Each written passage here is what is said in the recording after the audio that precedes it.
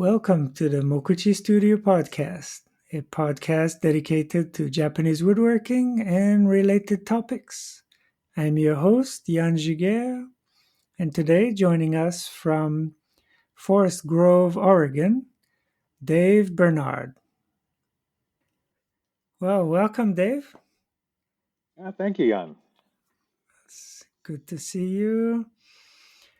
You are joining us from Forest Grove, Oregon? Yep. Yes, Forest Grove, Oregon, where That's I was in the house that I grew up in. Oh, wow. Wow.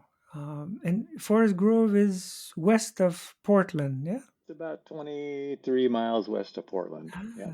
Okay. Small little town. When I was a kid, it was maybe 6,000 people, 7,000 people. Now it's maybe three times that big. Wow. Wow, that's a lot like my hometown. Yeah, Yeah. it was about 5,000 and it's well over 10 now. Yeah, yeah, things things grow, things change. Yeah. They do. Wow. So growing up, there was lumber a lumber mill maybe involved in the background of your growing up. Right. My father managed I guess a medium-sized sawmill. It had about 70 employees, something like that. Oh, yeah, no, that's pretty So good yeah, size. Yeah. and it was back in the day when they were still cutting big trees. Ah. And so when I was a kid, I'd go down and there was this little catbird seat up above the big head rig, the big bandsaw. I'd sit up Mm. there sometimes and watch the logs go through and get Wow. turned into big timbers and things. Wow. Yeah. Yeah, he ran that, gosh, from the time I was born, I think, until like 1984 or so. He sold the sawmill, which by that time he owned. Interesting. So I've always had sawdust in my blood, I guess. Ah, yeah. And then, yeah, for people who are not familiar, Oregon, when you say big trees, probably Douglas fir, I would Yeah, think. mostly Doug fir. Yeah. They did cut cedar and hemlock, but Uh-huh. yeah, So up there, probably Western red cedar. exactly. Yeah. Yeah. But so big trees. So Douglas firs. When you say they were still cutting big trees, what sort of size? Let's see. They could get an 8-foot diameter log up into the mill on the Mm. chain. And if Wow. it was bigger than that, which sometimes it was, Uh-huh. they had and out in the pond, they had a chainsaw with a Uh-huh. 12-foot bar on it, and they'd Uh-huh. split it.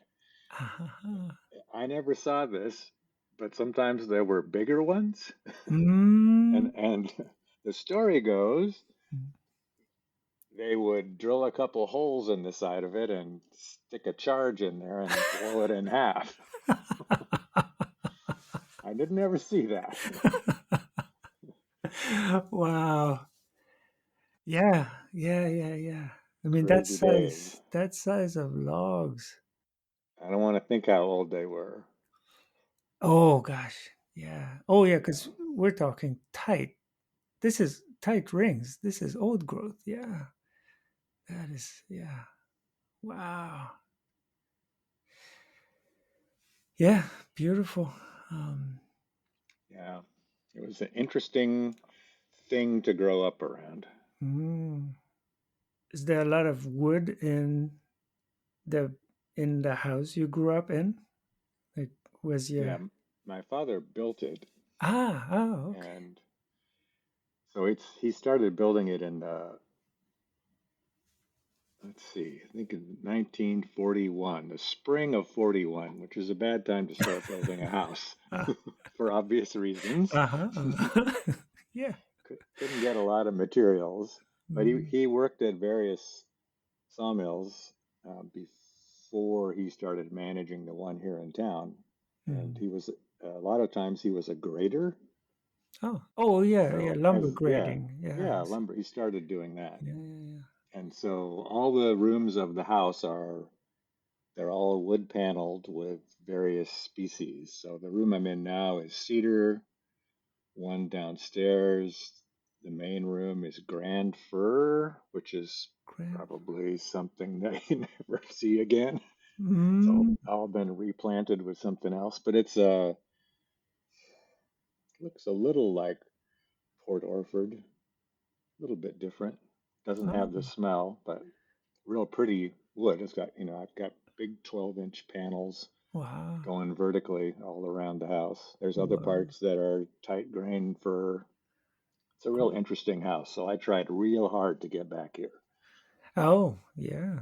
Yeah, yeah, yeah. To get back here from where? Well, from my adventures in California. Ah, ah. Oh, I see. Yeah, yeah. Because so when did you leave home? So uh, I went to Oregon State University for 4 years, and then I was a physics major, and then I went to Berkeley to work on a PhD. Ah, yeah. And I was there for too many years working on my PhD, but I Okay. finally got it. And then I came back. Uh, my brothers and sisters already had homes. My parents had passed away. We were looking to start a family, so Mm. we were able to uh, arrange a deal with my siblings. They took cash, and I had to pay some money and got the house. Ah, yeah. Yeah, yeah, yeah. So was it of interest to you sentimentally and or with the woodwork that had Sentimentally, also, it's a nice little town. mm. Um, and it's two-thirds of an acre in an old part of town. Oh, So oh, beautiful. I have room for shops and gardens and fruit trees and Mm. all my hobbies, some of which I inherited and others which I got on my own. Ah, oh, that sounds lovely. And so you met your wife in California while studying, Yes, or yeah? yes. A good friend of mine, good friend of mine that I worked with at Apple after my PhD, Mm. we went over to his house, and his wife's sister was there, Ah, and we met, and then a couple years later, we started corresponding. ah, oh. And your PhD was, well, as PhDs go, was pretty specific. Yeah, Very specific, yeah, yes. yeah. It was Because broadly, your studies had been in um, astrophysics. astrophysics. Yeah, yeah, yeah. Yep. Yeah, of course. Always paired with woodworking. We'll get to Yeah. that. Oh, yeah. They go together really well. Yeah. Um, but yeah, can you tell us about a little bit the the specifics of your PhD? Because a friend told me, there's X-ray pulsars in binary systems, Wow. Look at and you. yes, I can read. I can read. Um, so I That's was so right. curious. I looked it up, and it's something I had never heard about, and I thought it was very fascinating. And I think it would be better explained by you than me. Right. So, towards the end of life of a star, maybe a little bit bigger than our sun, but not that different, Mhm, it starts to run out of the easily convertible fuels, which are hydrogen and helium. mhm, And it starts, having to burn heavier and heavier elements, right? That old saying from Carl Sagan that we are made of stardust. Uh-huh. Towards the towards the end of life of a star, it produces heavier elements like iron, for instance, which is useful. Mm. And at some stage, depending on the mass, um, it can blow off its outer layers, Oh, and the inside collapses. wow. Right? There's an explosion on the outside, the inside collapses, and it becomes very small. So the inside of something like the sun would end up being a couple of kilometers wide. Oh my gosh. Yeah, so it's Wow. tiny, That's, yeah, tiny, incredibly dense, incredibly dense. and Wow. and all the atoms just sort of merge together, and it becomes a neutron star, a neutron liquid. Oh, wow. That compression must give off a lot of heat, no? It's not. I guess it's because it's such a strange substance. It's not Ah, really hot. It's just incredibly dense. And oh, so no, no, maybe. Sorry, I'm thinking of friction when compressing something, but it sounds like it's different. Yeah. yeah, it's at the atomic level that it Okay, okay. collapses. Wow. So if it happens to be, let's see, first its magnetic field sticks around, but it becomes incredibly strong because it shrinks, right? The whole star shrinks, and so the magnetic field becomes very strong. Mm, And then if it happens to be in the vicinity of another star, a close one, a lot of times they're in binary systems, right? Two stars that sort of orbit around each other. mm, As that other star reaches sort of a similar stage, the material from one star can fall onto the neutron star. oh, and then what happens? And when it does that, it emits X rays. Huh. That's very high energy X rays that we can see from telescopes. So we used to see these blinking sources, Ah. and they would blink maybe once a second or once every 5 seconds, something like that, and Mm, very regular. mm, There's another kind of neutron star that doesn't have a nearby star, and it makes radio signals. Those are the ones we discovered first. mm. And then, because we had big radio antennas that were designed for something else, but they would see these things ticking. Ah. They wondered what they were. And then when we developed X-ray telescopes, we started to see the same things in X-rays. Huh. So anyway, that's what I was studying, is why do they look the way they look, Mm.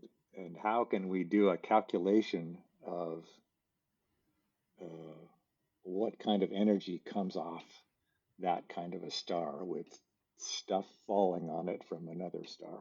Wow. Wow. Yeah. No, that's it. It is definitely a concept I'd never heard about. And I mean, not that I know much about astrophysics, but uh, yeah, yeah, that's fascinating. So it's fascinating to me, but I imagine it piqued your interest if you decided to do a whole PhD on that. It piqued my interest. My advisor at the time, John Ahrens, he was studying the radio kind of X-ray pulsars, and he had a postdoc that was interested in doing the X-ray kind. And Mm, so we got together with that person, and then there was another uh, fellow astrophysicist at the Lawrence Livermore lab, mm, and they wrote a giant simulation of the stuff,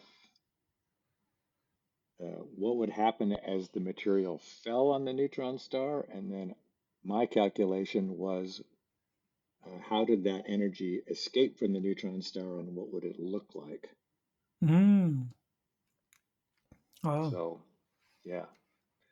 So that's how I became a software engineer, Aha. Yeah. was writing very large, mathematically and physically constrained programs. Ah, interesting. Yeah, yeah, yeah. So, yeah, so when looking for work, you thought this would be a good place to apply your skill? Yeah. Yeah, so at some point I looked into staying in that field, astrophysics field, but I honestly, my heart was no longer in it.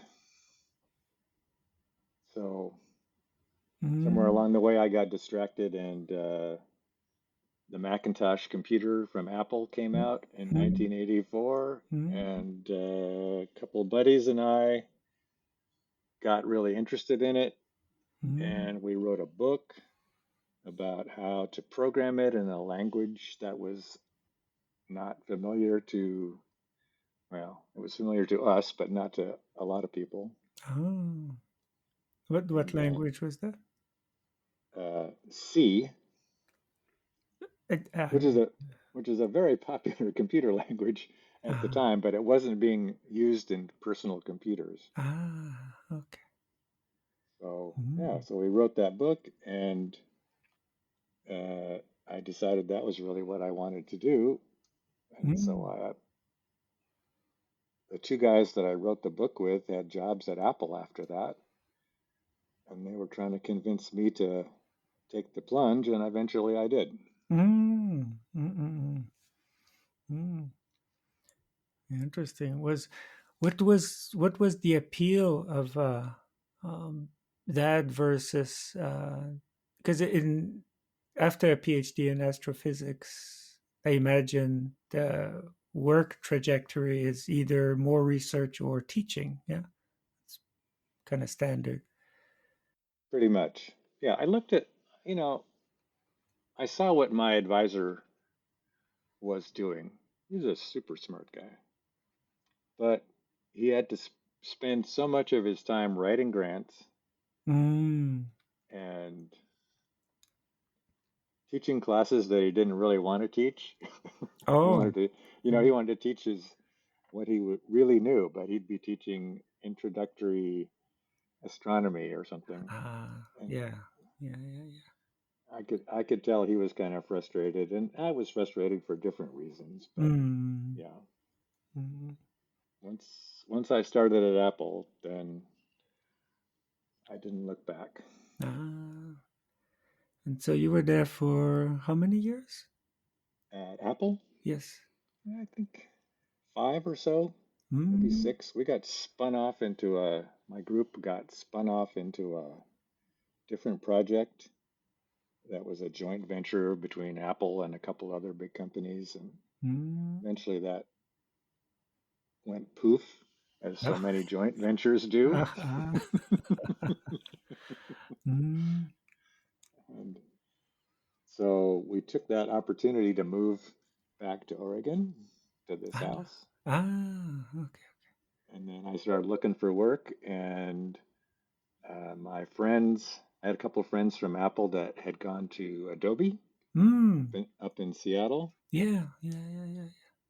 And so I applied there, and I applied for several jobs in the area, but I said I'm going to live in Oregon, so I can come up for 3 or 4 days a week for a while, but eventually I want to work from home. Mm. And Mm. that was not the way it is now, right? Yeah, I was gonna say, like today, Nobody that works from sounds home. just fine. In fact, why do you want to be here a few days a week? You could be home most of the time. Exactly. Yeah. So Adobe said, yeah, they'd give it a try. Mm. And so I drove up, I think 3 or 4 days a week for a month or two. Wow. And then Mm. one day I had a different boss, Mm. and she said, why are you still driving up here? Oh, okay. Okay, yeah. Not because I I won't. want to, believe me. Not because I want to. Yeah, it was fun, but Yeah. yeah. So then I worked for the next 25 years remotely. Mm.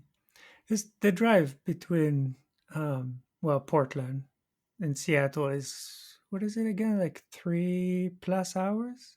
Yeah, 3+ hours. Yeah. I've got an extra 20 miles Yeah, yeah. from here, and then if you've ever driven to Seattle, the traffic is pretty Oh, bad once you get up there. yeah, I used to live in Seattle. I spent 9 years Okay. there, and yeah, every year that I was there was worse. Yeah, I was very fortunate to have a reverse commute. I lived just north of downtown, and the wood shop was north of town. So I would head out in the morning, and everybody was coming the other way. And then at night, I'd come coming back in, and then everybody was heading out. Yeah. Oh, So that's the way to so do it. that was fortunate. Yeah, yeah, yeah, yeah. But yeah, had I been on the other side, oh, I would have been looking for a way out, something Right, different. Yeah. right. Either I had to leave it, if I was coming home, I'd have to leave it like 3 o'clock or Oh, stay till 8. yeah, yeah, yeah, yeah, Yeah. yeah.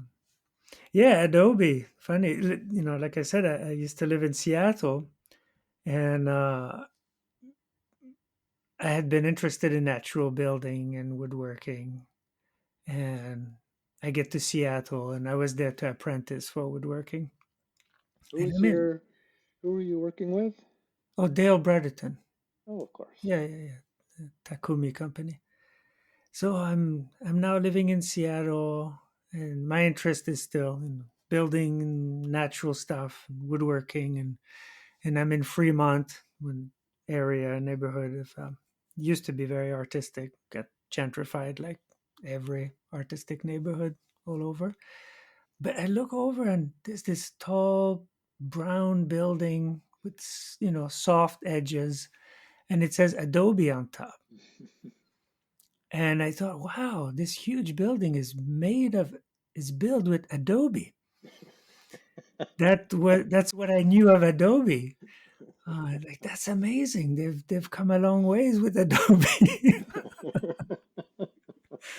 And yeah, in the circles I was in, it took years before I put together that this had nothing to do with mud. Yeah, I think somebody, one of my relatives, once made that same conclusion and asked me, "What are you doing with Adobe?" that's right. I thought you were into computers. Exactly. Yeah, but it's really funny that that one building, and they must have many, but that one also really had echoes of Adobe. The color, the soft edges, there was a slight texture to the outside of the building. Yeah, I thought it was pretty funny. Yeah, Mm. I think when I started, we worked over on King Street downtown. Oh, okay. Yeah. Yeah, I was there for, well, I wasn't there, but when I Mhm. started, yeah. Mm, And then they had that building built mm, specifically for them, as mm. opposed to, moving into some already existing Yeah, space. yeah, yeah, yeah. So yeah, Ah, it was a nice place to work. yeah, great. And so you were there for a long time, yeah? I was indeed. Yep, Mm. Like lots over of good 20 friends. years? Over 20 years. Well, yeah, I retired at that pretty close to the 26th year. Mm. Wow, nice.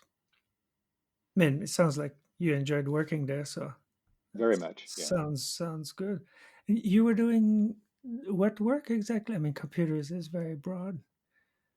Right. So I was doing software development. So I worked on 3 or 4 of their big products. mostly Mm, having to do with desktop publishing, mm, um, graphic design, website design. mm, So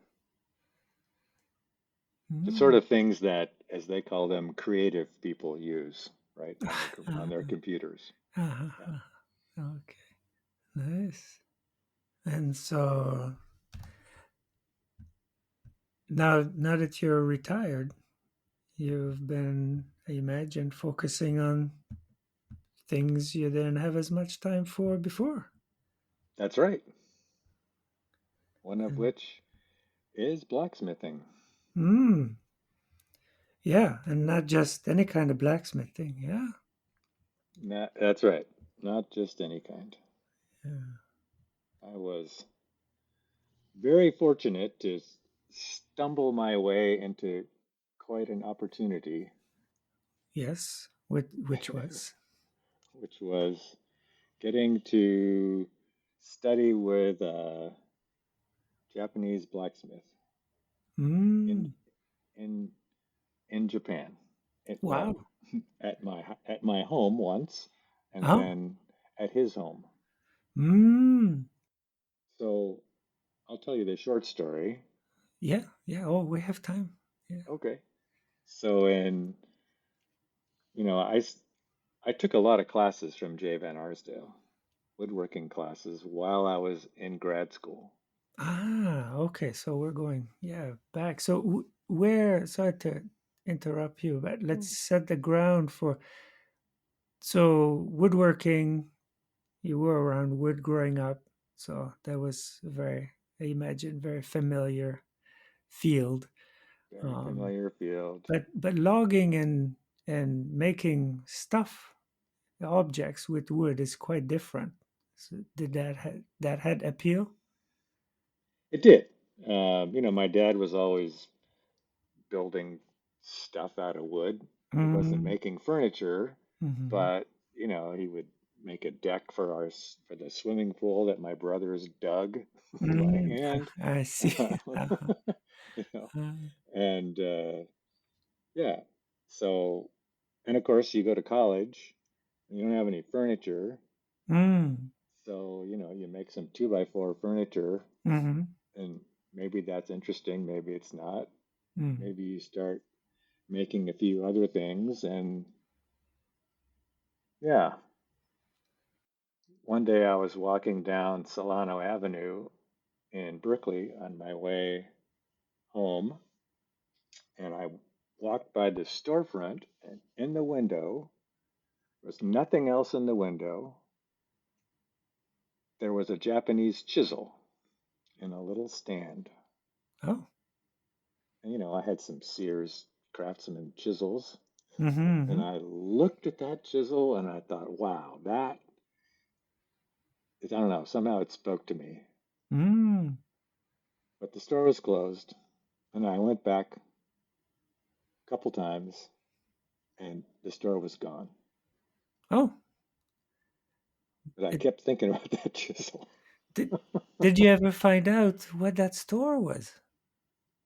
I did.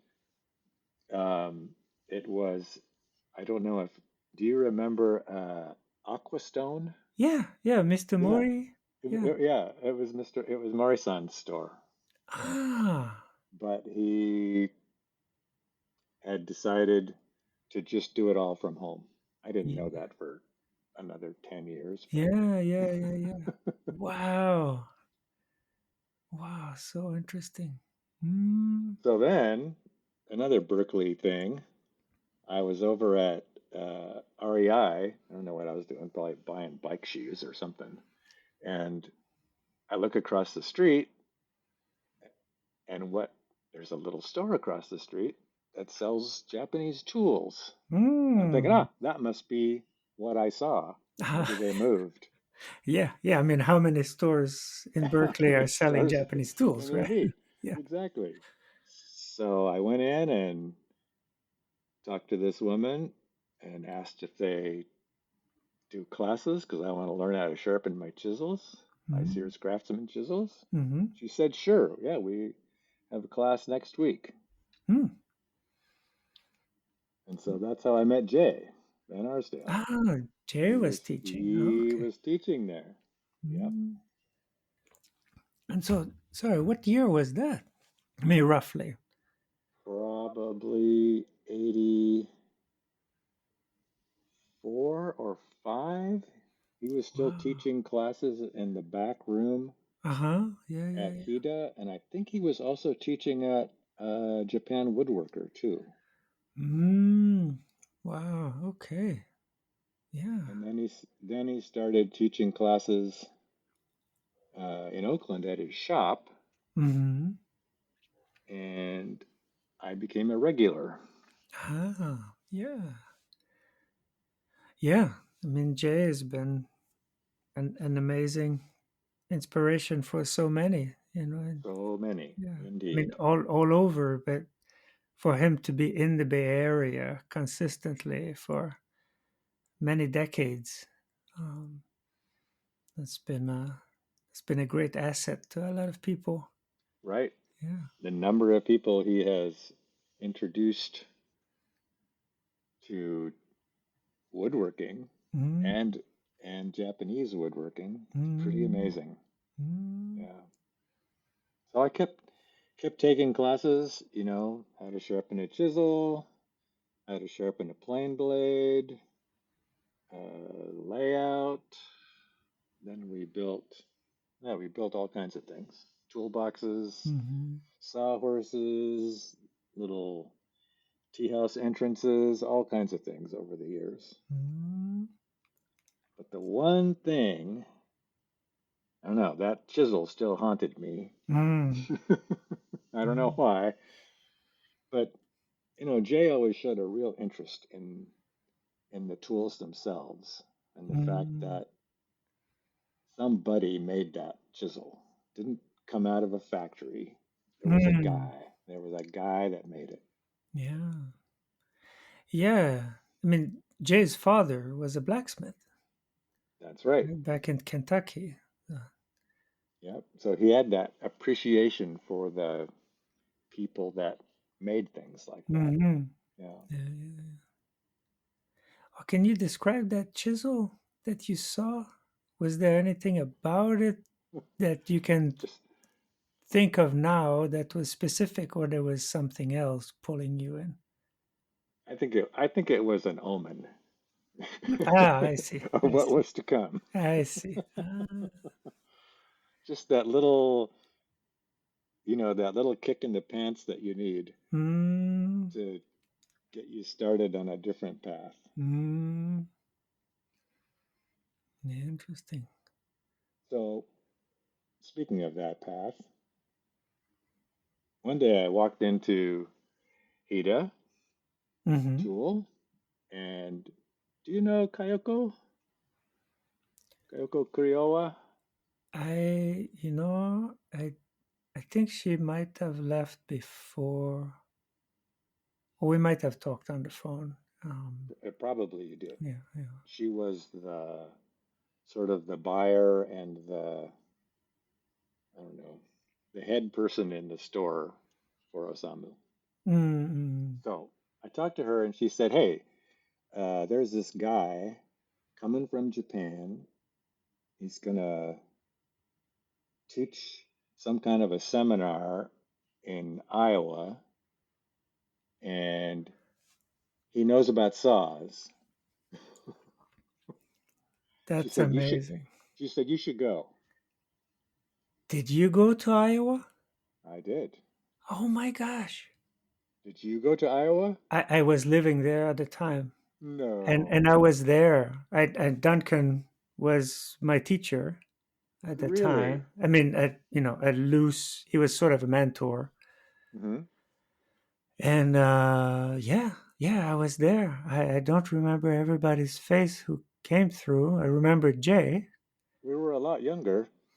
Yeah, yeah, everybody was. I mean, I was, I was, what was I, like 20 years old or Oh something like that. wow. I'll have to look through So my pictures and see if you show up in any of them. that would be so fun. Wow. Yeah, yeah. No, I mean the number of It, people who came was was pretty amazing. Of the, as you know, the Japanese woodworking community, even now, it has grown, but it's still quite small. It's still quite small. Yeah. So, So I was there. The friend and I, who was also taking Jay's classes, we went the third week, I think. I was only there for a week. I was in and out, so because I was living there and also as a student, as broke all the time, so Oh yeah. I I I only afforded to be there a few days here and there. I was going to ask you if you remembered that there was a Mark One and a Mark Two. Oh yes, yes, I Okay, met good. I met both of them. I saw one of them later on in Maine. Anyway, there's lots of spin-off stories from that summer of workshops was pretty amazing. Uh, Did it set you on a different course? in a way, that's where I met Dale. Oh, Dale came out as the woodworker, and yeah, I saw his tools and how he worked, and I thought, oh my gosh, I want to know what he knows. And so for 6 years after that, I pestered him with phone calls every 6 months or so, till and you wore him down. eventually, eventually he had an opening for an apprentice, and so I packed up, and that's why I was in Seattle. I moved Ah, there. Yeah. such an interesting coincidence. Wow. Yeah, but then you were at the beginning of your blacksmithing journey. I I hadn't imagine. done any blacksmithing Okay. So before I so showed up there. truly the beginning. Yeah. Truly the beginning. Ah. Yeah, I took a bunch of saws and I think he called one of them a fly swatter. Said Oh, that that was was all. yours. That was one of my saws. Oh, You because I remember remember? that story. Oh, yes, for sure. Yeah, that went around. That was a really good one. Yeah, yeah, yeah, yeah. It's like somebody brought it. It was a nice crowd, so nobody was pointing at the person who brought the saw. But the story was so good that the story was, The story will yeah. lives Somebody brought on. a saw and handed it to Endo-san, and he said, "Ooh, yeah, you can use it for as a fly swatter." Okay. Uh, mm, Yeah. So, I brought saws, and I mean, in the beginning, he wasn't doing much with saws. He was blacksmithing, right? And making he knives. made some little knives. Yeah, He made a hammer, yeah, yeah. and I think that got me. Mm, mm, mm, mm. And then, I had brought saws, and he,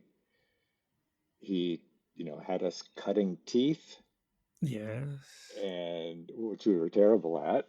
Yeah, His yeah. daughter was better than any of us was. Oh, she was great. Was it Yeah, Isano? Isano, yeah. Yeah, yeah, yeah. She was. And then one of my saws, it was Anabiki Mm-hmm. Ryoba, and So, he looked at it and he said, "This is from the north. ah, We do things differently in Miki in the south." mm, mm. So he he had a shear there, and he sheared my saw into a different shape. Cut off the tips of a whole bunch of the teeth to Wow, make it look the way they do things. Well, the way it you should know, be in the way it Mickey should be. City. Yeah. The Tetsunatsukis and the Heijiros were pretty sharp saw makers. Mm. Anyway, so then he handed me a file and said, "Here, cut the teeth now." Ah. Luckily, it was a big saw, so Yeah, yeah, yeah, it yeah, wasn't too terrible. And yeah. then after a And while, he said, "You better stop now before you mess it up and I can't fix it." wow. And then he fixed it. So an anabiki is a typically a large saw with a curved edge. So right. was And the curve different than that? That was maybe the difference. It was a exactly, the curve was more different. The more or ones in less curved. the ones in the north are sort of a curve along the whole length of the saw. Oh, that's right. Yeah, And the yeah, yeah. ones in the south are kind of Yeah. straight at the bottom and then Mm. curve up at the top. So about roughly maybe 2/3 to 3/5 up, the curve changes. That's oh okay, yeah, no, that makes so much sense. I have both, Right, and but I had not put together. I thought it was a blacksmith thing rather than a region. right. Ah, It's amazing the regional differences between yeah, things, yeah, you yeah. know. Yeah. Yeah, it's yeah, yeah. I like the way he makes his. There's something very. I guess it's more stylish.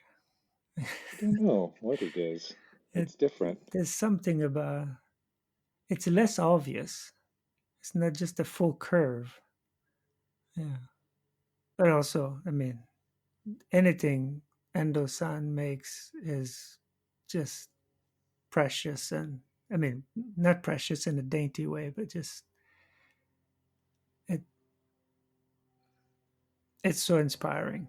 And he Yeah, makes absolutely. oh Yeah, yeah.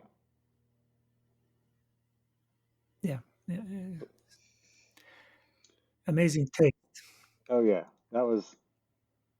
that's such a great story that we're both there, and I'm sure, there's all the other people that were there. Yeah, yeah. Frank Turley was there, See that? one of the great American blacksmith educators Ah, from oh, Santa Fe. He was there. oh, I did not. Yeah, I did Uh, not know to look for him. Scott Nearing was Yeah, there. Scott Nearing, All those people. John Burt was there. John That's was where there. yeah. So many people. Somebody Kimball or Kimball something. I never heard of him again. Hmm. I think maybe Midwest. I Yeah, forget. there were lots of people that I didn't ever see or hear from again. But Mm, yeah, but Mark Mark Grable, two, Mark two was Mark Shenstrom. Shinstrom. He Yes, he yes. came from. He took classes at the same time I did Yeah, at yeah, yeah, Jay's. Yeah, yeah. And then Mark Grable. yeah. Um, I hear from him from time to time, or of him. Yeah, I think he's still in Vermont, and once in a Or Maine. I think he's in Maine. I could be wrong. I thought, but anyways, Northeast, we'll just say. Yep. Um, so, tell me about seeing Endo-san smithing. What pulled you in? I think, I've been making things out of wood Hmm. and knives and chisels and things are things you use every day, and hammers. And then I saw somebody make a knife and make a hammer. Hmm. And then somehow that just kept swirling around in my head. Hmm. So when I got home, I started thinking, which is Um, always a problem, right? hmm. When you can't stop thinking about something, you know something's going to happen. Hmm. Hmm. Hmm. So I found a guy well, a little bit south of where I was in California, who was a blacksmith. Hmm. And I got an anvil from him, Hmm. made in the USSR. Oh, okay. Still use it. And Hmm. I got a propane forge. Hmm. And to the delight of my neighbors in the duplex, I, I started pounding on things. Uh, mm, Yeah, I don't know. I think I tried to make an ads and a few other things, and I Mm. just kept tinkering around doing that. Mm. And so, that was that get together was 1993, I think, in, Yeah, I believe in so. Yeah, Endosan. yeah, yeah, yeah. And around 2000, Mm-hmm. Endosan came to the US. There were classes, I think, what's that place called in Oakland that teaches blacksmithing and ceramics In Oakland or in in Oakland. not the Crucible, somewhere Yes, else? Crucible, Crucible. Crucible. That's in Yeah. Oakland. Oh, I thought it was on the east. Well, Oakland, Oh, Berkeley, it's oh, right. on the sorry. So, I thought it was further north, but yeah, yeah, yeah. Okay. yeah, yeah. So he came to that along with several other blacksmiths. Mm, I think Yamamoto-san was there. wow. Uh, Uh, Plane maker. Plane maker. Mm. Couple. There were a couple of plane makers. Was that must have been organized by Osamu from Hida Tools. Yes. Yeah, yeah, yeah. Because yeah, around that time too. No, he organized a few After Kazurokai. 2000. Oh wait, I'm mistaken. That was 2001. He came to Crucible. Okay. I forgot about 2000. 2000. There was a blacksmithing conference in La Crosse, Wisconsin, Mm, and they invited a bunch of several Japanese blacksmiths to come over. wow. So they had uh, Mitsukawa, the sawmaker, was there, Hmm. Yeah. and Yamamoto-san, the plane maker, Chizuru Sadahide the second was there, Also plane maker. also plane maker. There was a sword maker there, and Mm. Endo-san came. Mm. Wow. And Wow. that was quite a big deal. They had their own little, they were all under circus tents of various Uh-huh. for various things. There were people learning blacksmithing, but there was a one specifically for the Japanese Mm. tool makers. Wow. And so I knew Endo-san. That's again, Kayoko said you really should go. Uh-huh. we we have many thanks to give her.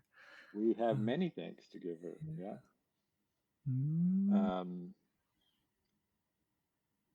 and they didn't really they had a translator, but he didn't know about the tools very much.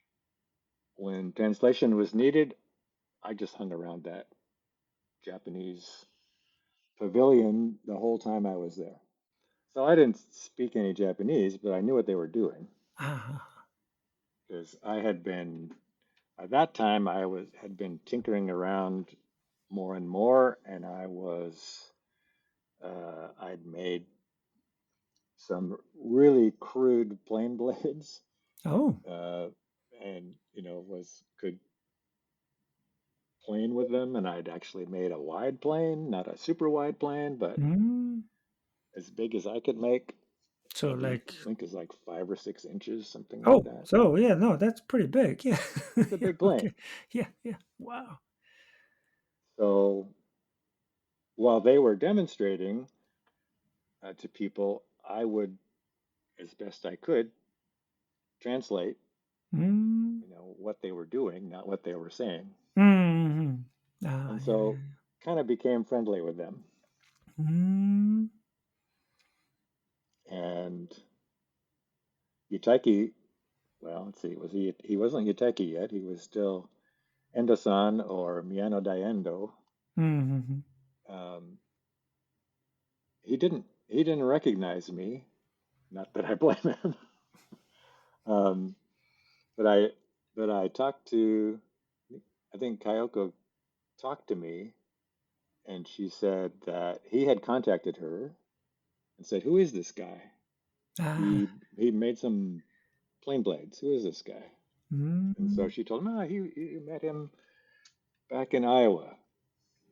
Mm.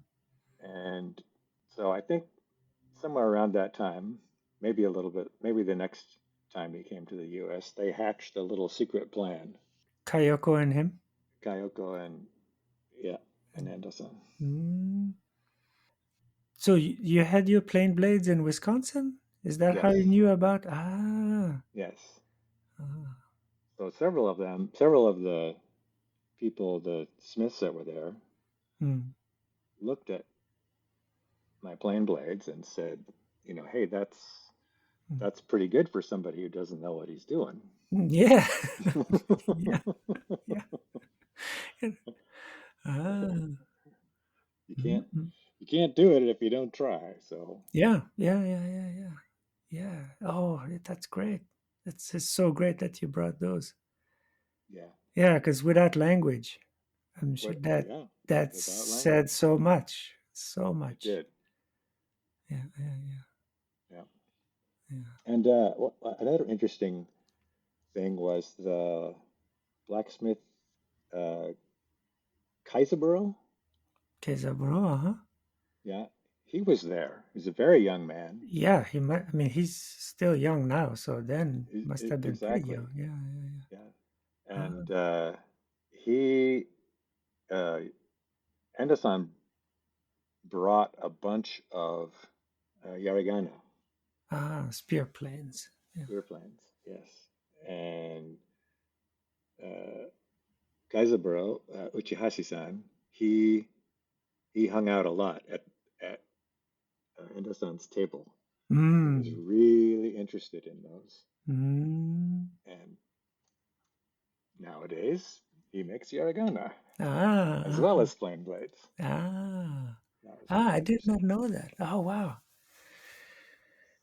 Oh, it's an endless shopping list, huh? Endless shopping list. Yeah.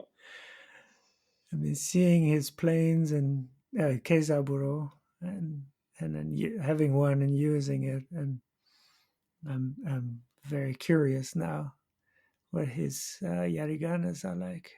Yeah. Ah, interesting. So, I got to meet Endo-san again. Uh, that is where I met Yamamoto-san. Mm, And yeah, when we were in Japan for last year's Kazurokai, mm, I got to see Mitsukawa-san and mm. Kaizaburo and reminded them. I Ah, had pictures of them from that ah, 2000 event on my phone, and they were like, "Ah, I remember you." mm. Very Oh, wonderful, wonderful. good. Oh, that's great. So Mm. after that, there were several events in Berkeley, right? There was the one at the Crucible. Hmm. I was there. Um, you were I there, was there. okay?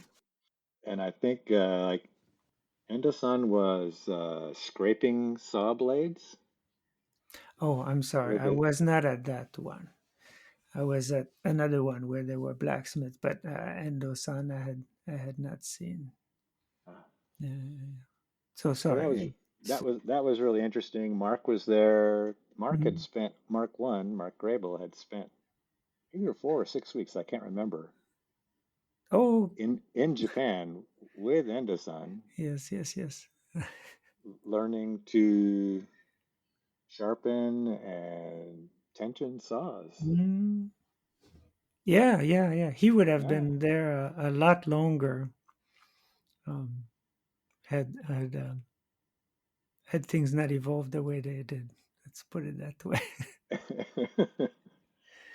I don't know Yeah. how they evolved, but could have been. I'll ask him once maybe he'll come on the podcast sometime. That would be good. I'm curious about his story. I've heard from other people, but that's other people's take. Yeah. So yeah, yeah, he learned sharpening, tensioning. Yeah. Yep. And, did more blacksmithing than I had done by that point Mm, with Endo-san. Mm. So yeah, and then we wanted to bring Yataiki back, and I Mm. think that was in 2003 that we had two classes. Okay, I can't remember if there were 2 or 3 day classes at the boat school in Sausalito, Mm. and uh, by then he was Yataiki. Ah, was that had his how did that uh, transition take place? I'm not really sure. There was some being a sawmaker in a sawmaker's family. I think there was some sibling problems or siblings' family problems or something Mm. that caused him not to want to use the Miyano name, Ah, oh, I see, I see. right? He was the third son, Mm. and so he was not destined to be a blacksmith. So his oldest brother was a blacksmith and a sawmaker, Mm. but he also ran a tool store, Mm. and in I think the tool store was in Kobe. Mm. And after he passed away, um, Itaiki's father asked him to come home Mm. and take over the saw business. Mm. Oh, because yeah, Yutaiki and Endo-san had a whole other life before that. He had a whole other life. Yeah, Yeah. and very recognized artist. Yes. Yes. Calligrapher, and I can't remember the kinds of. He had a floral shop where I don't remember what kinds of flowers he specialized in, chrysanthemums or something I don't know anything about. Mm. Wow. Yeah, no, I didn't know much about his previous life Right. before Yeah. sawsmithing.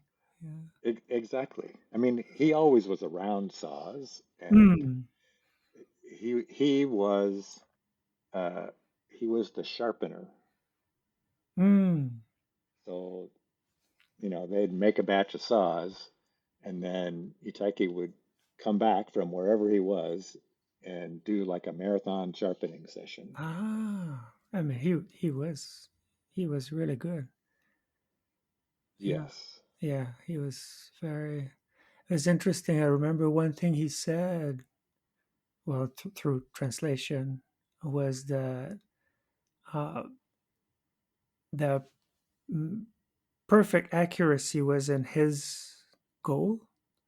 His goal was a lot more fluid, and that the sound and rhythm of the filing is what he paid attention to, not how they look, if they look perfect.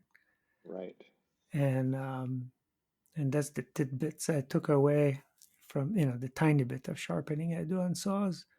I always go back to that to know that I have that I exert the same pressure Hmm. and the same length of stroke on each tooth.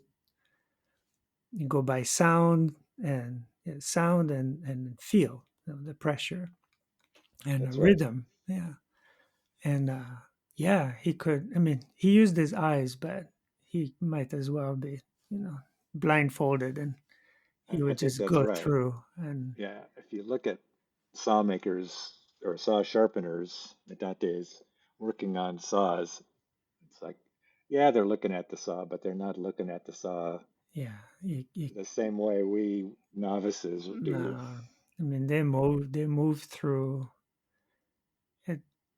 It's as close to playing music, I guess, as I can, you know, think of, where you get to a point where you can't think fast enough Hmm.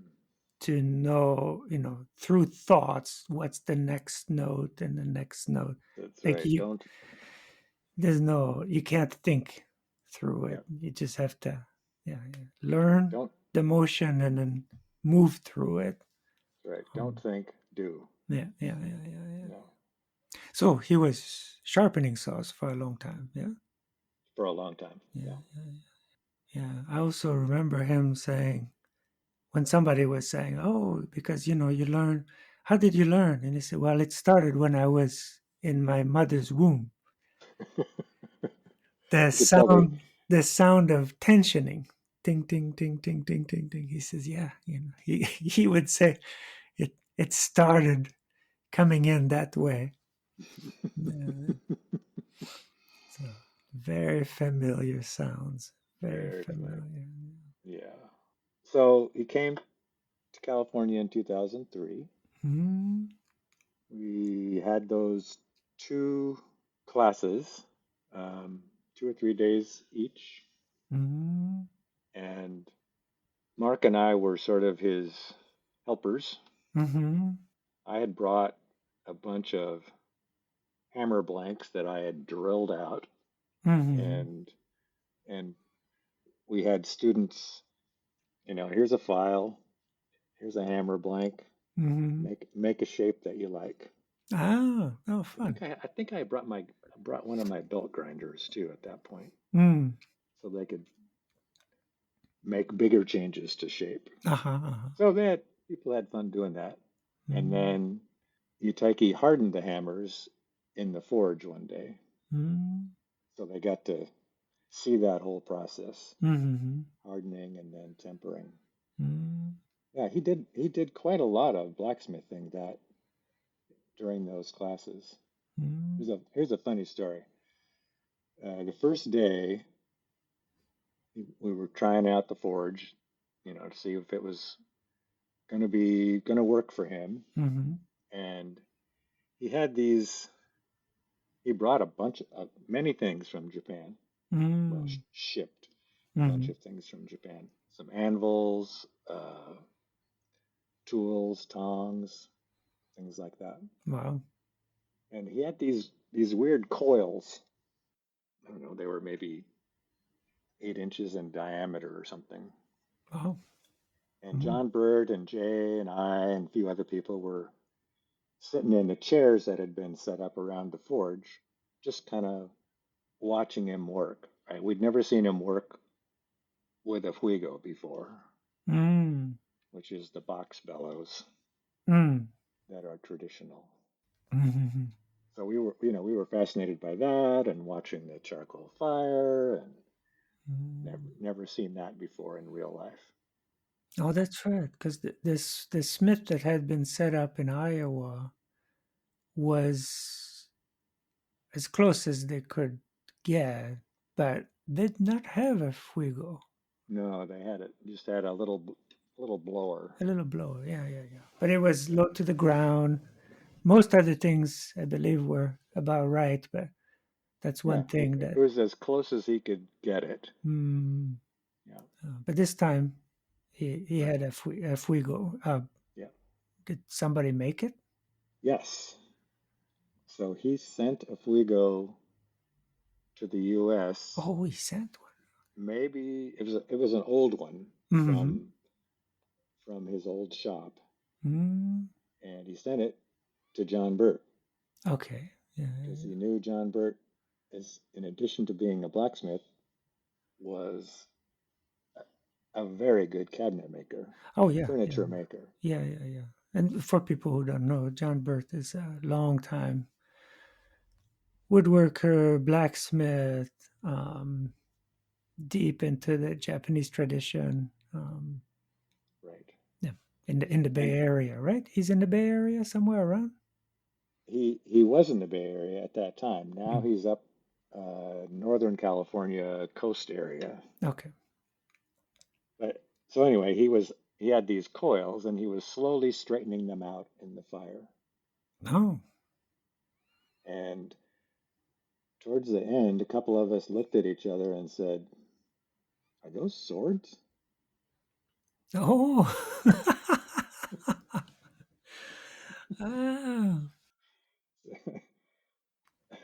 That's how you. So That's how you carry swords in a carry-on. I guess so. uh, They rolled up. were not finished swords, Hmm. but they were sword blanks. They had all the right Ah, shapes and tapers and everything wow. else. Uh, these blacksmiths, funny creatures. These blacksmiths. Uh, So at some point later in my experiences with Yuteki, he asked me, "Do you want to make swords?"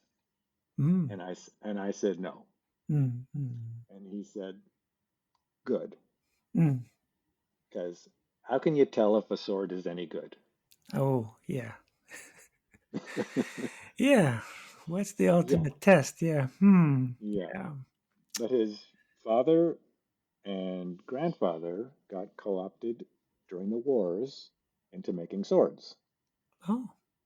Mm, mm, and mm, they made kind of the high-endish swords. mm. Yeah. Wow. So that's what these were, I guess, were leftover blanks from that. And Mm. he said, don't finish this as a sword. It's got good steel in it. Use it." Oh, I see. Oh. Ah. So thoughtful. Yeah. Yeah, Yeah. And caring. Oh, very much so. wow. Yeah, I think he had a great time at those classes. Mm. But behind the scenes, Kayako's plan Aha. was hatching. Yes. Those two are getting friendly. Those two, they've been friends for a long time because she was Mm-hmm. the buyer Mm-hmm. at Hida for most things, and Mm-hmm. so she got to know them. She got to know Mm-hmm. all those characters. Mm-hmm. Yeah. So in between the classes, we were I would meet with her and Yutaiki, and we would talk about what did I need to do so that he could come to my house Mm-hmm. and teach me. Mm-hmm. And so I had just built, with Jay's help, a big timber frame wood shop Oh, wow. where the swimming pool used to be in our backyard. Okay. Yeah. But now I needed a blacksmith shop. Mm. So a neighbor who was very generous and very skilled helped me put up one real fast Oh, okay. because I don't know, I had 6 months to finish the big wood shop Mm. and to build this building Oh, while gosh. working. Wow. Wow. And we got it done. Yeah. Wow. Busy, busy. Mm. So the plan was that he would come to my house in 2004, stay for, I can't remember, 10 days, 2 weeks. Kayoko came, John Burt came, Mm. John's friend Rame came. Oh, yeah. Yeah, From you remember Rame? Detroit? Yeah. Yeah. They had been to Japan to see Yutaiki back in the 80s sometime. Mm. So they knew him. And I heard lots of stories about Yutaiki from those two. But Mm. anyway, yeah, so they came to my house and we built a charcoal forge. Wow. And the Fuego that John had built, when Yutaiki said, I found the person I want to work with. Mm. Um, so instead of coming and teaching more classes, can you give the Fuego to Dave Ah. for him to use? So, so I missed one part. So Yutaiki had sent an old Fuego for the classes to Right. John. To John. And John made a meticulous Oh, I see. copy He made a of copy. that old Fuego, Ah, okay, a, okay. a beautiful Fuego. Ah, yeah. The only thing that's not authentic is the gasket around the piston, right? It's a Mm, piston that moves back and forth mm-hmm, in this box, mm-hmm, and it has four valves that open and close as you push and pull. mm. And around that gasket, there is a very special uh, fur Uh-huh. from a tanuki. Oh, it's like a Japanese badger or raccoon. Yeah, something like that. It's Yeah, yeah, the yeah, tanuki. Yeah, yeah, the that's a, trickster. exactly. And Ah, so in Japan, when they have their Fuego festival in late July or no, late December, mm, mid-December, where they mm, clean and do everything, they have little offerings to the Tanuki because mm. without the Tanuki, the Yeah. Fuego doesn't work. So mine Ah, mine has a rabbit fur, but okay. so we built a charcoal forge So you got the fuego from John. from John. What an honor, Mm. you know? He put a lot of time and effort into that. A Fuego, you would think it's just a box with with straight sides, and it is not. Ah, They're cambered in so that that little bit of air pressure doesn't push the sides out, or it still pushes the sides out, but because of the camber, you don't lose air slipping around the piston. ah, wow, So it's really quite ingenious. interesting. Mm. So yeah, we put that all together. Yeah. And it was fun to see Kayoko in the mud. She was Uh-huh. mixing the clay, Ah, and we wow. built. His idea was Taiki's idea was to build a forge that was pretty much exactly like his, Mm. so that when I came to Japan, he could show me things, teach me Ah, I things, see. and then Yes. I could come back home and continue to do them. Just Because I was working full time, wife and young daughter at the time. I wow. couldn't I couldn't go spend, you Oh, know, months in Japan. I would have loved to, yeah, yeah, yeah. But in different times, yeah, different but circumstance. I couldn't. Yeah. Hmm. So how long would you go at a time? Uh, Probably 10 days, Hmm. and I'd go twice a year. Wow. Unfortunately, his health was declining at that Hmm. time, Mm. and so he could really only work for 4 or 5 days. Mm. Then we'd take a break and Mm.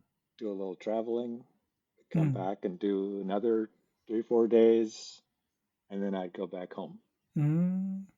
So when he was first there, he, let's see, I had obtained a Japanese power hammer. Oh. So one day I was looking in the Abana want ads, Mm. and I saw, or for sale ads, and there was a ad that says Japanese power hammer Mm. for sale. Mm. Ooh, Mm. um, in Portland, Oregon. Oh, Ooh, ooh. yeah, yeah. That's great. Let me contact this guy. Mm. So this was Arnon Kartmazov. Kartmazov? Yeah. Mm. I don't. Uh, Originally from Russia, studied with the blacksmith Yuri Hoffy in Israel, I think, Mm. but now lives in Portland. And Oh. he's studied in Japan as a knife maker eventually. Oh. And Okay. so now there were some of his items at Hida. Oh, I did not, Yeah, I did not pick Kayako. that up. Yeah, Kayako knew him. Anyway, he his teacher in Japan was downsizing his shop, so he went over and jackhammered three or four Japanese power hammers out of the old shop, and I have one of them. Wow. Wow. Well, that's Crazy. great. Mm, mm, mm, mm. So yeah. Um, where were we? Oh yeah. So the first time I went to Japan, well, let's see. Let me back up. When he was at my house, Mm, he showed me how to make kiridashi, simple everyday knife for mm, a woodworker. mm, So he said, practice that. mm, So then when I went to his place the first time, we did sort of general forging, talked more about fire control, temperature control, right? They do it all. It's all by eye, like most old mm, school blacksmiths. There's no heat treating ovens or mm, infrared temperature detectors. mm. So, Does he use all pine charcoal or a yes, mix? Yeah. yes. Mm. So, I think it's mostly Akamatsu, black pine, Ah, which is so much denser than most pines. Yeah. right? Yeah. Yeah. That first trip, I didn't have any charcoal, Mm. so I learned how to make charcoal. Mm. I think Mark Grable did as well. He was making charcoal, and we talked back and forth about how to do it. Back in Iowa, Right, they were making Mark charcoal there. Mark had worked on making charcoal. I remember him and somebody else coming back from from doing that, and cle- clearly they had been working with charcoal. They were just covered in soot.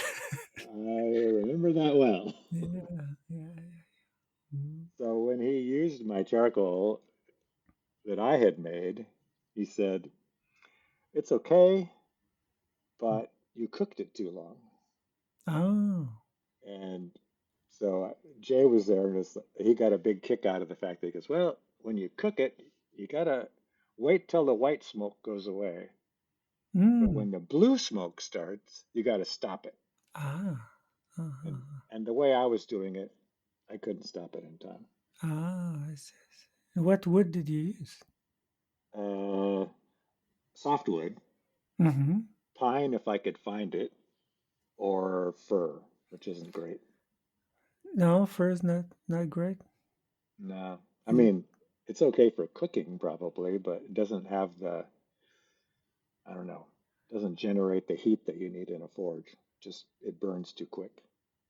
But pine doesn't. I don't know why. Oh, It makes a much better charcoal, less crumbly. oh. I think the pine had something about.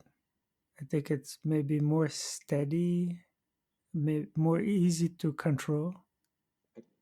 I mean, he Than said s- it has more power, more Huh. resin or whatever it is. Uh, That well, the red pine. Yeah. Again, it's when we think of pine here, it's different than the akade, the red pine in Japan. Yeah. right. So Hmm. when I got to Japan that first time, he said, your charcoal is acceptable. You could make it work, but you're going to have to spend a lot of time making charcoal. Mm. So don't do that anymore. I know a guy, Mm. and I'm going to ship you a container of stuff. Wow. Wow. So I got a literal ton of charcoal Oh my gosh. Wow. and some anvils and his old power hammer, and then Yamamoto-san, who somehow got co-opted into orchestrating the shipping. Mm. Ah. Um, he threw in a bunch of interesting stuff, Mm. some wrought iron bars, and anyway, Wow. so I got a shipping container. So now I don't have to make charcoal, which is a huge benefit. Mm. Mm. Yeah. I still look like what Mark looked like when I chopped charcoal, however. Aha. Yeah. Yeah. Yeah. Once, Mm. 2 or 3 times a year, I have to chop charcoal. Mm. Is it the charcoal you received is in what form? They short logs or? Short logs, the small ones are still round, the bigger ones are split like firewood at maybe a foot or a few inches more. Mm. Mm. So just Wow. like you see those guys chopping charcoal, that's me. Mm-hmm. Yeah. Yeah. Clink, clink, clink, clink, clink. Yep, Has an interesting sound. it is. Yeah. It's kind of, looks kind of like glass. Yeah. And when you chop it, if it's been cooked too much, it crushes. Ah. But if it's cooked right, it just cleaves. So it's like clink, clink, Uh-huh. right? Is a Yeah. mm, mm, mm, mm. Wow. Yeah. So that was a huge boon. Mm. Yeah. Wow. Wonderful. Yeah. So you do. Do you feel some pressure of responsibility to carry this on? Yes. Um, but I I guess it's a responsibility, but it's not a responsibility that I regret or, you know, I want to keep doing it, not because I want to do it, not because I feel a responsibility. Mm, mm. Yes, yes. No, that's a good place to be. Yeah, yeah, yeah. It would Yeah. be. It would be easy to feel yeah, like an obligation, and that would be unfortunate because there's not as There, much. There's not as much, passion and energy in with that kind of motivation. So that's right. yeah. That's right. Yeah. Um, so I went back and forth twice a year until 2008. Mm, And he had, by that point, it turns out uh, he had bladder cancer oh. early on. Mm, And so he was doing chemo, mm, and it was, chemo takes a lot out of you. yes.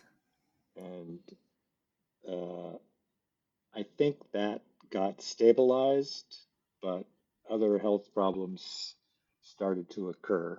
And so Mm, 2008 was the last, well, I was there the last day he worked in the shop. oh. Wow. He he passed away in 2012, Mm, but he couldn't work. mm. And he was beyond 80, right? Yeah, Mm, I don't remember the exact age, but mm, yeah, 84 or something like that. mm. Wow. 85. I think he'd be 100 and something now. Mm, Yeah, mm, many. mm, But yeah, the trips that I was there, we would work on different things. So the first time we worked on making kiridashi, sort of looking at what I had done and trying to refine what mm, I had produced. mm, mm, So we worked on that. I can't remember if it was the first or second trip, but he had me, right. He used tamahagane, mm, not for everything, mm, but he had pieces of it that were left over from either his grandfather or his father. Mm. So And so let's sometimes, oh, go ahead. let's just describe tamahagane for mm, few So, people know about right. tamahagane. So tamahagane is the steel that swords are made from, and that originally all Japanese tools were made from. The cutting steel was tamahagane Mm, before modern steel was introduced. mm. And so it's uh, never molten Ah, so like modern the steel is. word the word to start with hagane is steel, or is it steel or Right. iron? Steel. And then tama Hagane is a ball. is a ball. Yeah. Yeah. So it's not really a ball, Mm, but it's made uh, in a big charcoal furnace, and mm, they add iron sand, which is magnetic sand you can pick up along river banks or mm, maybe at the beach. There's lots mm, of people who are doing that now, mm, and then they cook that in with charcoal and this iron sand, and it reduces the oxidized iron into iron, and the mm, iron accumulates into a big blob. mm. Like it binds to itself, no? Is It that binds how to it itself. gets to, that's how it connects and Right, makes right. a blob. Mm, Yep. mm, I think it accumulates in sort of the same way that a forge weld does. If it's right, we don't melt mm, anything to do a forge weld. mm, We mm, get two surfaces at the right temperature that are clean and touching each other, mm, and with a little impetus, they stick together. mm, mm, And so, what Tamahagane looks like when it comes out is kind of like what you typically think of as a meteorite. It's mm, sort of porous and amorphous. You know, it mm. looks like a moon rock or something like that. Ah, interesting. Does it have a high pitch if you hit it? I don't think I've ever hit it cold. Mm. Because Maybe, once made into a bar, it has a pretty high pitch, yeah. yeah, Yeah. but it's not pure. It has lots of impurities in it, Mm, mm, and different parts of the big uh, blob that comes out of a Tamahagane furnace have different uh, impurity and carbon contents. mm, So mm, they break it all up and into smaller pieces, and then experienced eyes look at it and say, "This is high carbon. This is medium carbon. This is low carbon. This is hot metal, or this is mm, kind of junk. We'll throw that in the next batch, mm, mm, try and purify it." Anyway, so mm, his grandfather and father made saws from Tamahagane, mm. and Ah, you don't go to the store and buy a sheet of Tamahagane to make a saw from. uh-huh. Yeah, yeah, yeah. So there was a lot of processing that had to be done, Mm, and Itaiki learned that from his wow. father, well, Mm, and probably grandfather by observation. But mm. Oh, beautiful. I had been told traditionally the name Tama, ball, came from in the process of making the iron. Um, it was put into maybe a clay ball and then rolled into a lake to cool down. Have you heard anything about that? right when they pull out, I cannot remember the Japanese word for the more or less ingot shaped thing, which can weigh like 1,000 pounds. Mm, When they pull that out, they, while it's hot, they drag it out and dump it in a lake or whatever body of water is handy. Ah, so no coating, just cool it down. Put it in water, cool it down. Cool it down. And Mm, they're not cooling it down without reason, right? They wouldn't, if they left it out mm, and just let it cool down on its own, mm. it it wouldn't serve the purpose that they're after. So what Ah, they're doing is they're actually quenching it. mm, So then, so by quenching it, it is left in a very brittle state, mm. so they can break it up with sledgehammers. Ah, because they have this huge ball, They've got this huge, right, unworkable as it is, too big. Yeah. right. So Huh. by breaking it up, they can see the, I guess it's kind of like the crystalline structure inside. And by Mm, looking that, if you're experienced, you can tell, well, this has a high carbon content. This ah, doesn't. yeah, yeah, yeah. You know, so some of it's going to be Hagane, some of it's going to be mildish steel, some of it's going to be Tetsu, Mm, just plain iron. mm. Ah, fascinating. So, so you have some tamahagani. Sounds like you said it. Little, a couple little bits. Ah, okay. Yeah, not Mm, not much. He sent mm, us. I think Jay has a nice sized chunk. I have a small chunk. Maybe I have two small chunks. mm, Um, so I have only worked with it at Itaki's Forge. mm, And there's a story there. mm, So we were going to make tamagane knife. mm, So he hands me a little piece of tamagane, maybe inch and a half long and three-quarters of an inch wide, and mm, I'm going to stick that onto a iron bar. mm, And I've never done this before, and I am scared to death. mm. So I'm in the forge and I'm bumping away, and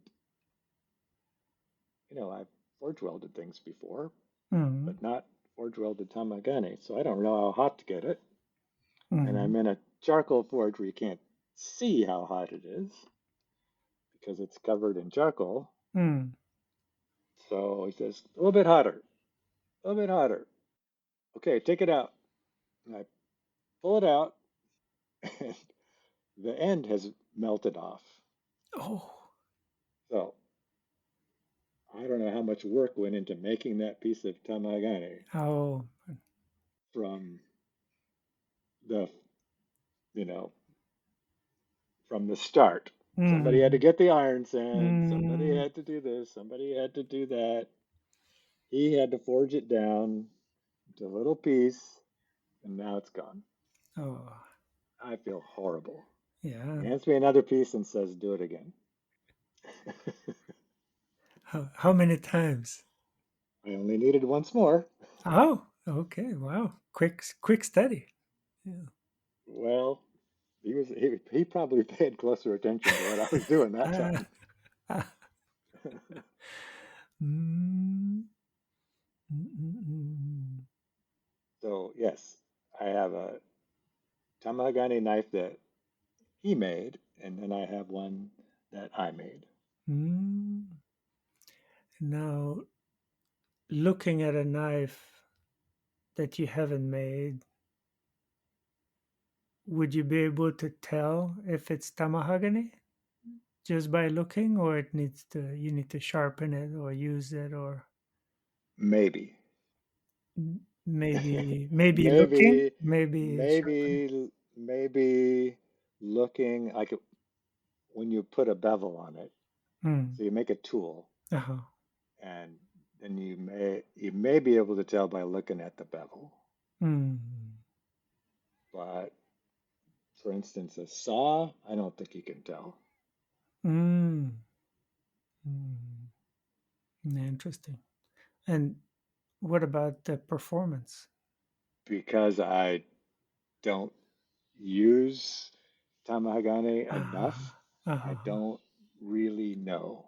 mm, Yuteki knew, mm, and he said, for instance, when he was scraping saw blanks uh-huh, to, clean up the surface, get all the irregularities out, any forge scale that's occurred, mm, um, or even after the tempering phase where it turns colors, you have to scrape all that off. mm, He was scraping a saw once, and his sen, which is the scraping tool, mm, wouldn't cut the saw.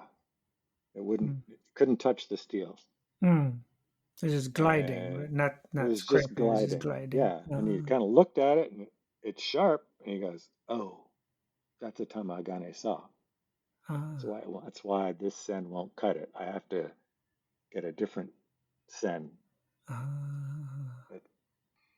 So Like you cut diamonds with diamonds. yeah, maybe that's it.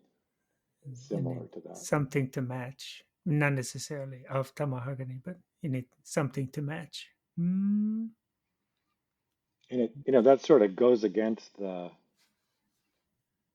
general thought that, you add in modern steel making, you add different elements to achieve different qualities in the steel.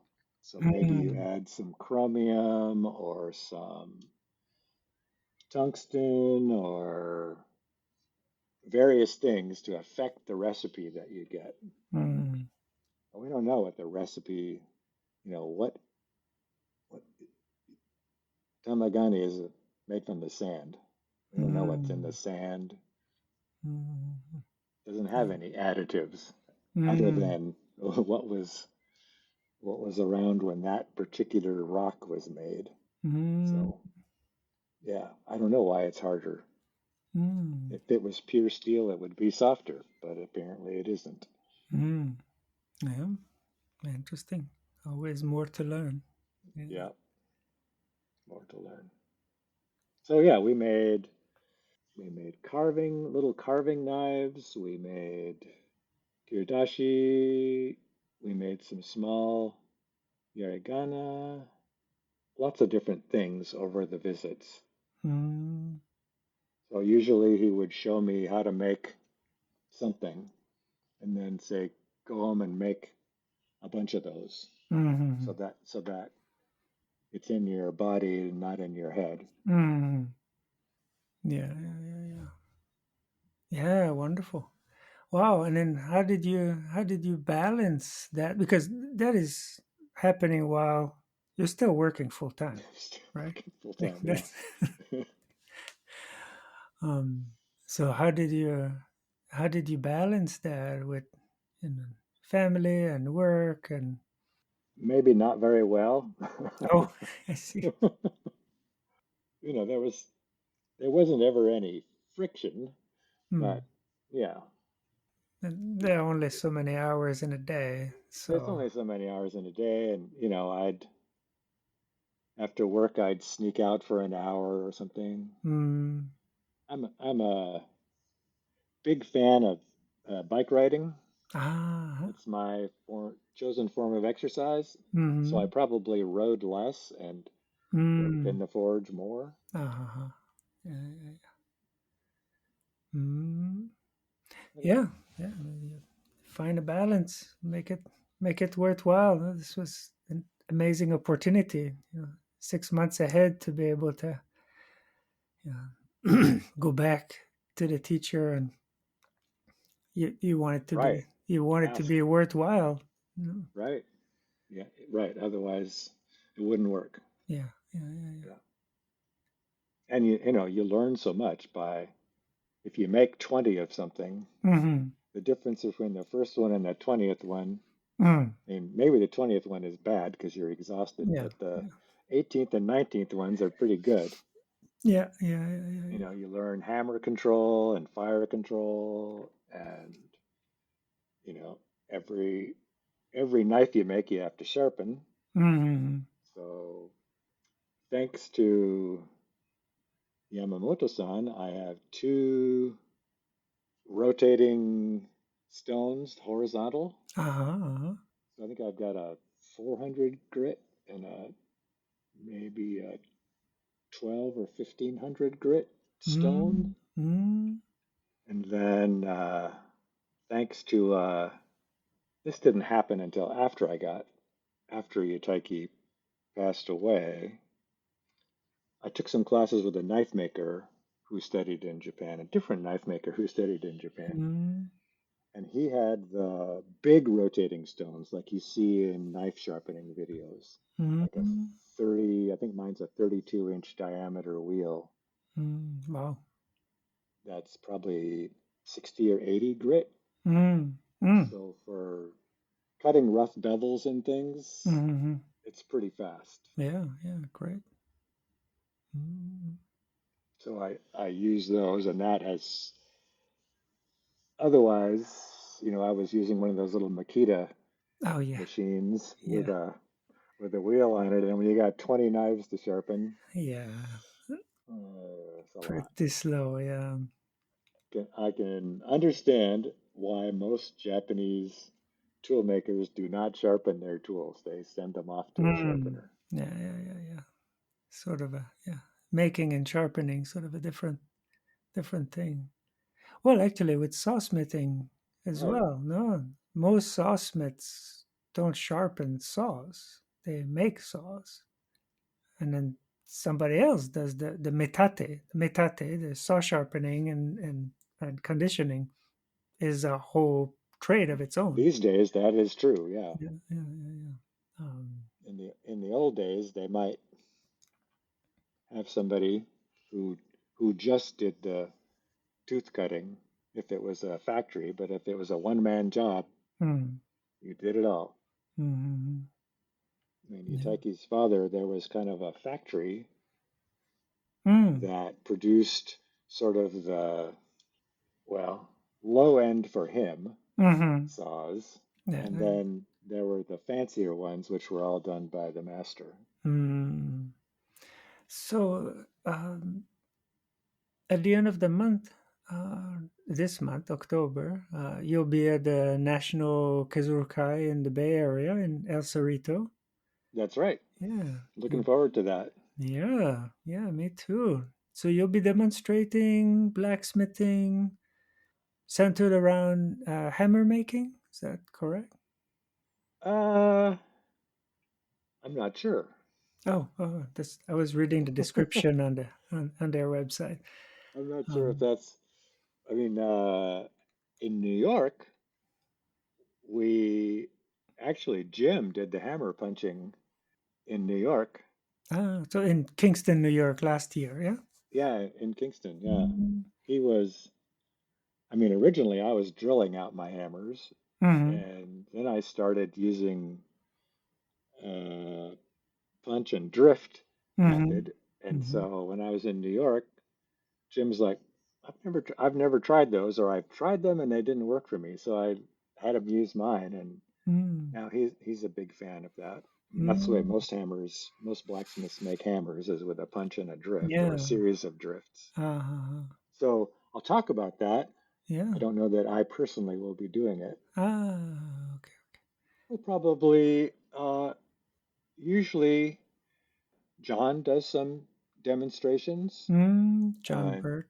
Yeah. yeah, he might, he, he makes nails, which is a Mm, good, kind of a good thing because people can take it away when it's mm. cooled off and done. Yeah, yeah, yeah. Have a Fun, little fun sample little of the thing. work. You can talk Yeah. about hammering and the Mm, anvil, and mm, um, I will bring hammers that I have mm, made mm, and knives. I'll be probably cutting the ura in some mm, knife blanks. mm. So I'll bring my send table that I use to do that, Oh, which is wonderful. similar to a saw when you would use for saws, but shorter because it only, Mm. the knife is 10 inches long at the Yeah, max. yeah, yeah, yeah, yeah, yeah. Mm. Oh, yeah. That's wonderful.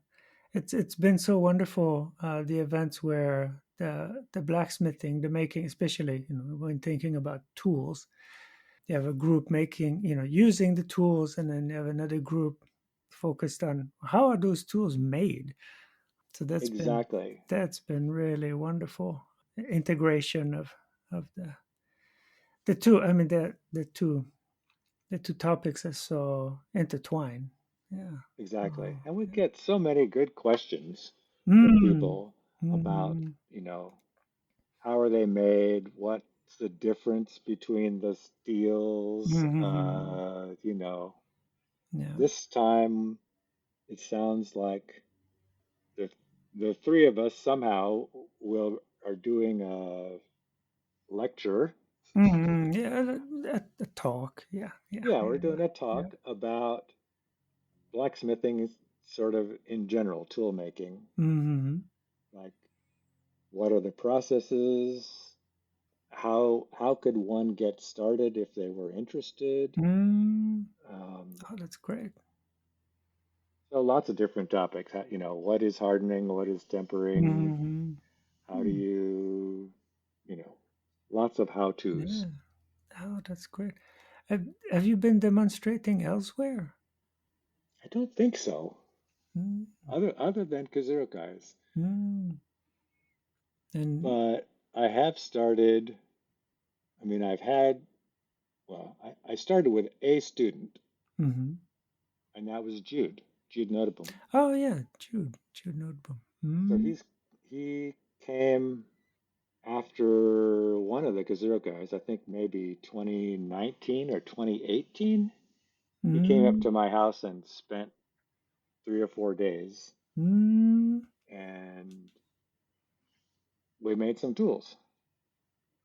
And he's been back, I think, 4 times, 3 or 4 times, various lengths. He made a batch of saya nomis, Ah. chisels for carving knife sheaths, basically. Mm. We did some experiments with, the black finish that you see on a lot of Japanese tools, chisels, plane blades. Where does that come from? And how the heck do they get it to be so perfect at times? So we did a series of experiments to figure out how to do that. Mm. That was one of the visits. We Mm. did that. Oh, great. And I think after this year's Kez, he's going to come spend another week or so with me. Ah. Oh, wonderful. Yeah, Wonderful. It, I'm sure you're learning a lot by teaching as well. Yeah. that was always the case. No matter what you teach, Yeah. you Yeah. learn. Yeah. Yeah, you not only learn the stumbling blocks, but you learn what you don't know. Yeah. It's such a sweet perk of teaching. I'm sure that's true for you as well. Yeah. Yeah, Oh yeah. Yeah. Yeah. Yeah. That's where I take it from. Yeah. yeah, Yeah. yeah. And now I've got 3 local students that Mm. that are in Portland Mm. that come out.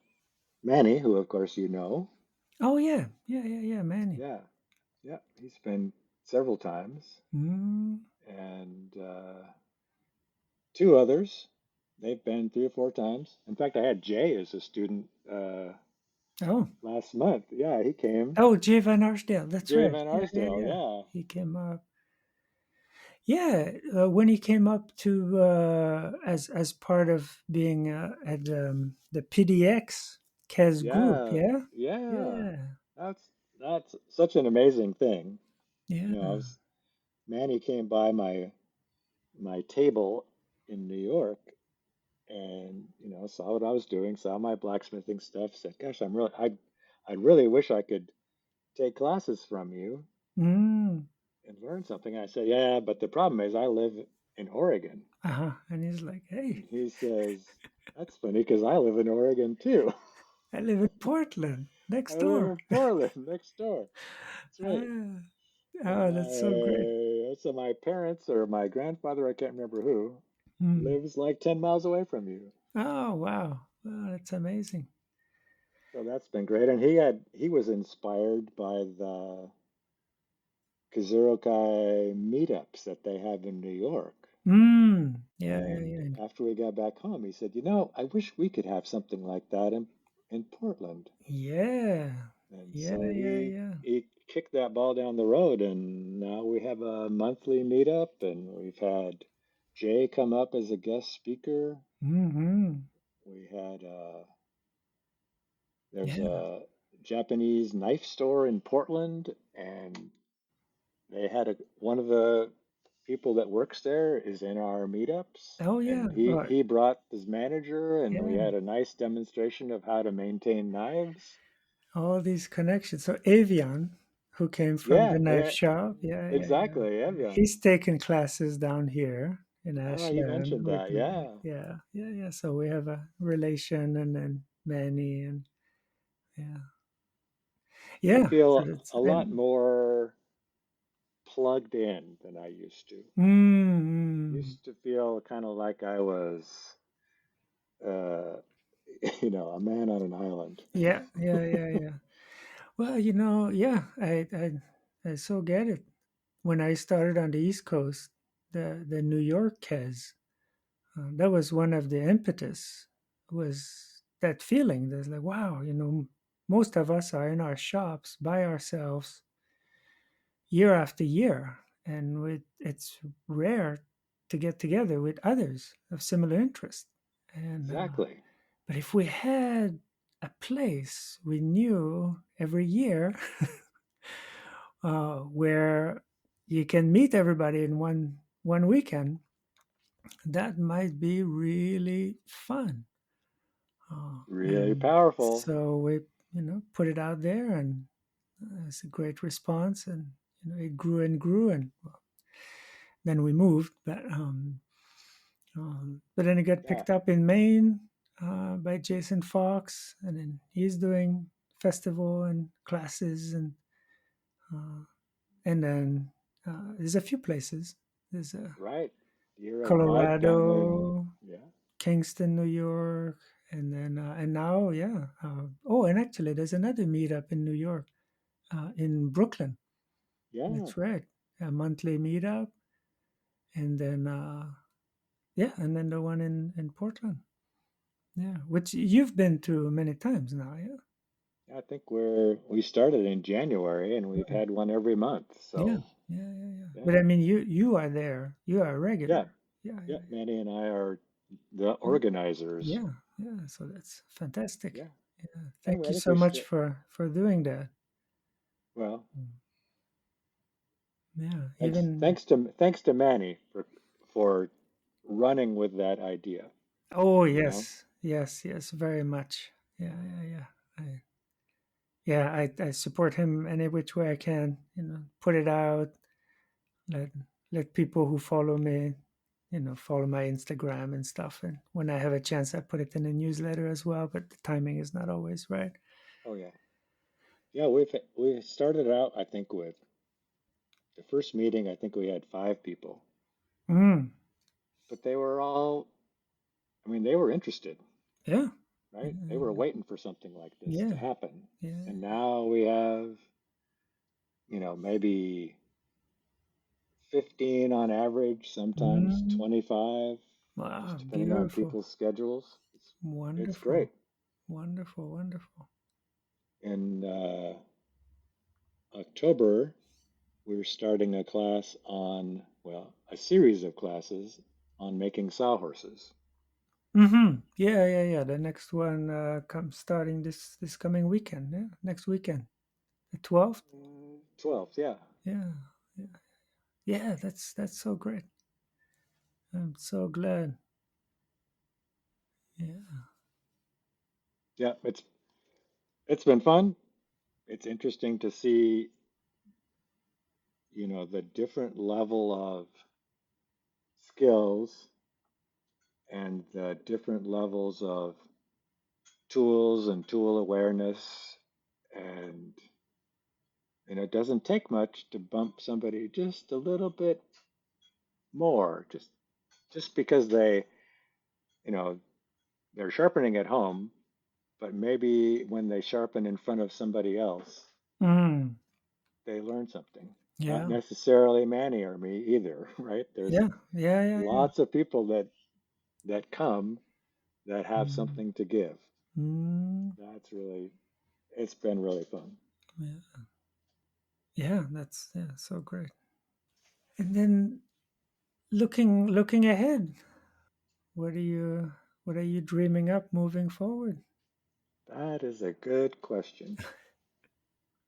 There are things that I worked on with Yataiki, Mm. but didn't have a chance to go the next steps.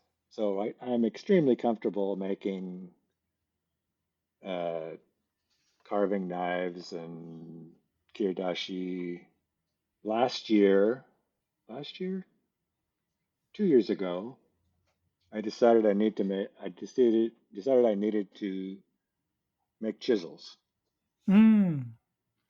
Chisels are more complicated, Mm-hmm. and you can do it all by hand, but nobody actually does that except in demonstrations, Mm. Yeah. right? Yeah. So you need tooling. So I had to make tooling for that, Mm. and I made a batch of, I don't know, 10 or 11 chisels, Mm. and they were all wrapped. You wrap the steel up the sides Uh-huh. of the Yeah. chisel, The but hard steel, the the hard laminated steel, steel, the hard comes up the exactly, sides. Yeah. right. But some of them I ended up having to grind the wrap off just because, some other imperfection caused me Mm-hmm. to do that. They still Mm-hmm. work great, but they're not what I was aiming for. A Uh-huh. couple of them are. A couple of Yeah. them turned out really great. So I'd Yeah. like to get back to making some chisels. Mm. Plain blades, I made some a long time ago when I didn't know what I was doing. Mm-hmm. And now that I know what I'm doing, I know that I need to get my I need to get my game on. Ah, yeah. Yeah. Yeah. Yeah. I Mm. spent when I was in Japan for Kazurokai last year, I took a class with Sadahide-san, Mm. who teaches a 2-day workshop Mm. for people. He calls it the blacksmith experience. Uh-huh. And so when I knew I was going to be in Japan, I've met him multiple times over the years, Mm. and super interesting guy. Speaks English reasonably well. He's got a Oh. daughter in school learning English, so she's pushed him. Mm. But so I took that class, and we made a plane blade, Wow. Mm. and way different than the way I had made plane blades. Mm. So now it's Mhm. like, oh, okay, this is how it's really done. I don't Mm. know if I can do all of that in my shop, but I'd like to Mhm. give it a try. Mm. And then one of my students, he just finished that class. He went to Japan for the first time, Mm. took a class with, oh, I can't remember his first name, Yamamoto, the guy that runs the one of the schools with John. Oh, His yeah, name, like yeah, Yamamoto-san. Yeah, Yamamoto. Kohei, yeah, Yeah, Kohei yeah, yeah. Yamori. He took a class with him, Ah. and then he took the class with Sadahide. So when Mm. he comes back any day now, I'll get to Mm. see the plane blade that he made. Oh, wonderful. Yeah, a student of mine took a class too, and I got to see the plane blades. And yeah, it's Oh, really? amazing. That's great. It's amazing. Yeah, I mean, yeah. they are really trying to. I think Sadahide-san is maybe leading the charge, or at least an important person in the charge, to Mm, try and spread this knowledge and maybe find people that are interested in doing that kind of work. mm, yeah, Because lots of blacksmiths are retiring and there aren't many people signing up to replace them. yeah, yeah, yeah. And But yeah, I hope you get many students. Yeah, of the I hope so many, too. of the many. Yeah. Some will go far with it. Yeah. Yep. And, I mean, Yeah. everybody takes something away. I think so. Just going to Japan, Yeah. you take a lot away. Oh yeah. Yeah, Yeah. yeah, yeah. Going to that museum in Kobe, Oh yes. Yeah, the it's like Takenaka, yeah, Takanaga museum. Kanten. Yeah. Mm. It's hard to leave there without it having made a big impression. Oh yeah. Yeah. Yeah. Wonderful. Yeah. So making more tools Make it, and yeah, spreading maybe a the little, knowledge. yeah, that's kind of the stage that I find myself at is Mm. like, okay, I there are still things I want to do personally, but Mm. there are also then the desire to spread that. Mm. It's it's a little bit hard for people to get started, Yeah. Yeah. right? You Yeah. need It you can need a be. bunch of Yeah. tools and you need so trying to work on that. So that's Mm. part of the reason to have students is to find out, you know, are they content Mm. just taking a class now and then, or Mm. is it something that they'd want to continue and can you make the, how easy is it to make that happen? Yes, yes, yes, yes. How to get started, how to make the transition, whatever life you have before, to focus on the, yeah, yeah, the many. Yeah, even if it doesn't become your focus, but it Mm-hmm. becomes like it was for me, Mm-hmm. something that I just wanted to learn. Mm-hmm. Yeah. Yeah. Oh, wonderful. Wonderful. It's been so great talking. Uh, It has been, and I, and so great to find out that we overlapped so long ago. oh yeah, yeah. That was a fun surprise. Yeah. Yeah, Yeah. Wow. Yeah. Small world. Yeah. small world, even smaller back then. Yeah. Yeah. Yeah. Yeah. Yeah. Yeah. Well, wonderful. I look forward to seeing you at the end of the month. I look Okay. forward to that too. We've always kind of passed each other, didn't really Yeah. know each We talked a other little bit. We a knew, I little think, of bit. each other at a distance. Oh, there he's swinging the axe, and there he's swinging the hammer at the forge, and we. Exactly. Um, yeah. Maybe we get to talk a bit more this time. That would be great. All right. All right. Thanks so much. Thank you. Thank you so much. All right. Bye. All right. Bye bye.